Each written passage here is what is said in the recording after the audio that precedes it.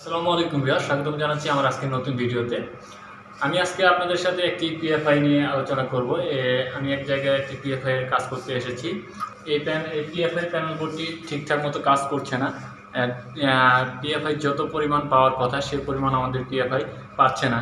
তো আমরা আসলে আজকে দেখব যে এই পিএফআই বোর্ডের কী সমস্যা, পিএফআই প্যানেলের ক্যাপাসিটরগুলো ঠিক আছে কিনা, ফিউজগুলো ঠিক আছে কিনা, তা আমরা আজকের এই ভিডিওতে আপনাদের সামনে উপস্থাপন করব, যেটিকে লাইভ আর কি আমরা আপনাদের কাজটা দেখাবো যে কীভাবে পিএফআইটা চেক করব, কিভাবে এটা ঠিকঠাক আছে কিনা, তা আমরা এই ভিডিওর মাধ্যমে আপনাদের সাথে আলোচনা করব। তো এখানে একটি মিক্রো পিএফসি রিলে ইউজ করা হয়েছে, যেটির মাধ্যমে কন্ট্রোল করা হয়। এটি একটি সিক্স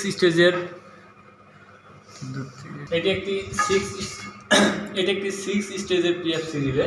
এই পিএফসি রিলের মাধ্যমে পুরো পাওয়ার ফ্যাক্টর প্যানেলটিকে কন্ট্রোল করা হয়, যে আমাদের কখন কোন ক্যাপাসিটরটি অ্যাক্টিভ হবে, এবং এটা আমাদের লোডের চাহিদা অনুযায়ী আমাদের পাওয়ার ফ্যাক্টরটিকে অথবা আমাদের ক্যাপাসিটরগুলোকে অ্যাক্টিভ এবং ডিঅ্যাক্টিভ করে থাকে। দেখা যাচ্ছে যে আমার ইন্ডাকশন লোড বা ইন্ডাকটিভ লোড যে হারে চলছে, সে হারে যদি ক্যাপাসিটিভ লোডের মান যদি ল থাকে, তাহলে আমাদের এই পিএফসি রিলে আমাদের সেই ক্যাপাসিটরগুলোকে অ্যাক্টিভ করে। তো আমি এখন আর এখানে আছে 6টি ক্যাপাসিটর ব্যাংকের জন্য, অর্থাৎ 6টি ক্যাপাসিটরের জন্য 6টি ইন্ডিকেটর আছে। যখন যে ক্যাপাসিটরটি অ্যাক্টিভ হবে তখন সেই ইন্ডিকেটরটি জ্বলে উঠবে।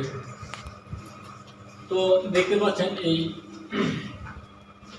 ক্যাপাসিটর ব্যাংকটি, অর্থাৎ যে এটাকে পুরোটাকে একটা ক্যাপাসিটর ব্যাংক বলা হয়, যেটা একটি প্যানেলের ভিতর সুন্দর করে রেডি করা আছে। তো এটি দীর্ঘদিন ব্যবহার হয়েছে, কোনো সার্ভিসিং হয় নাই। তো আজকে আমরা আসছি এই পিএফসি প্যানেল বোর্ডটিকে আমরা সার্ভিসিং করার জন্য।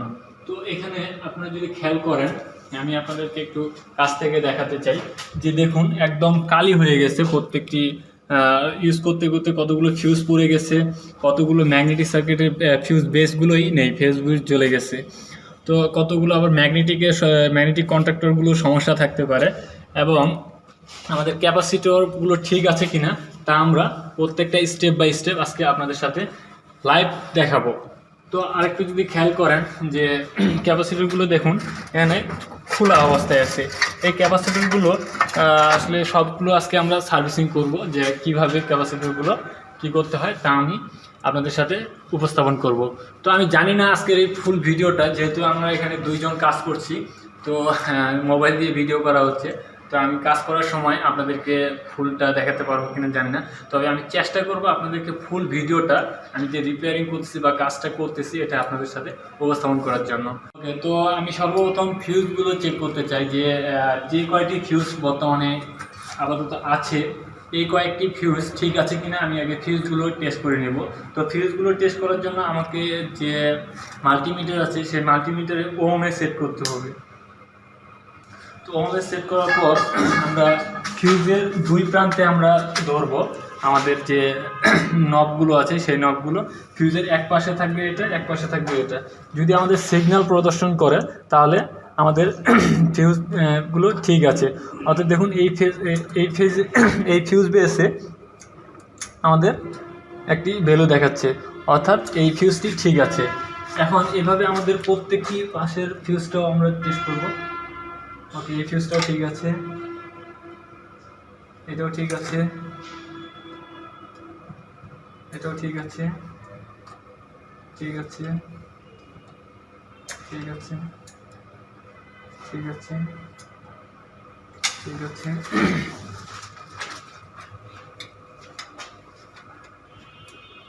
দেখুন এটা কিন্তু ঠিক নেই, এটাতে কোনো ভ্যালু দেখাচ্ছে না। ওকে, তাহলে এই ফিউজটা নষ্ট। দেন এটা দেখি, এটা ঠিক আছে, এটা ঠিক আছে, এটাও নষ্ট,